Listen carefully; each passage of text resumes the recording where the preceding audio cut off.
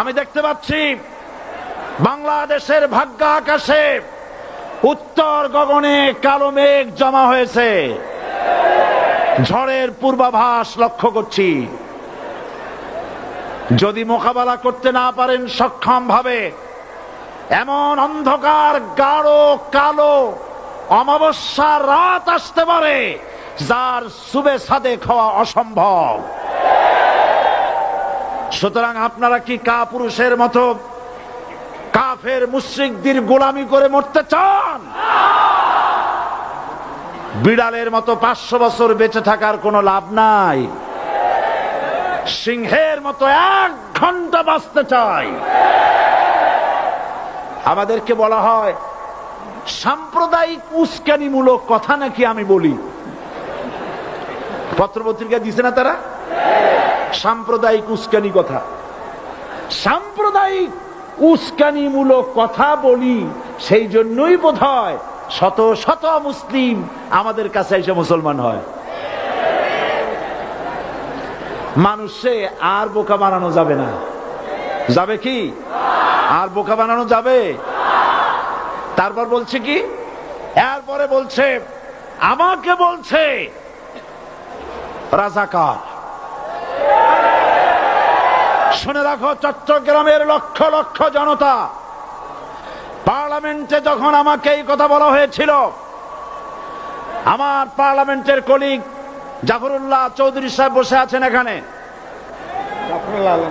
হ্যাঁ, জাফরুল ইসলাম চৌধুরী বসে আছেন পাশে, প্রধানমন্ত্রী সুদ্ধা, অন্তত 3 শতাধিক পার্লামেন্টের সম্মানিত সদস্যরা সেদিন বসা।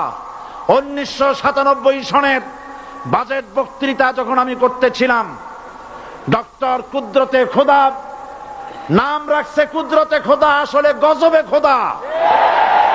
এ লোকটি নাস্তিক, ইসলামের চূড়ান্ত দুশমন। তার প্রণীত শিক্ষা ব্যবস্থার যখন সমালোচনা করছিলাম, ট্রেজারি বেঞ্চ থেকে আমাকে বলা হলো রাজাকার।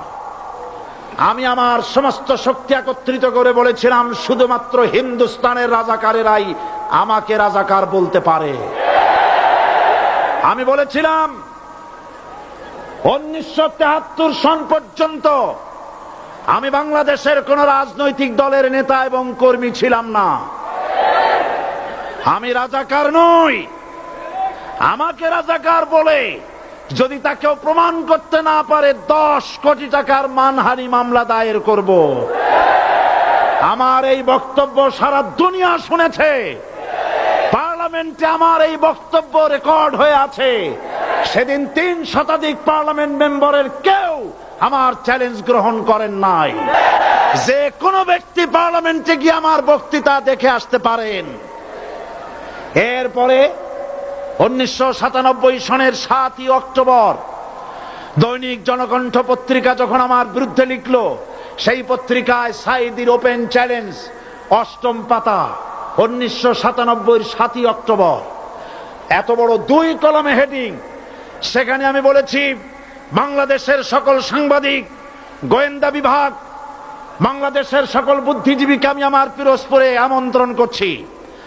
আমার উপস্থিতিতে যদি কেউ প্রমাণ করতে পারে বাংলাদেশের স্বাধীনতা যুদ্ধের বিরুদ্ধে আমার কোনো ভূমিকা ছিল, সজ্ঞানে স্বেচ্ছায় জাতীয় সংসদের সদস্য পদ থেকে পদত্যাগ করব।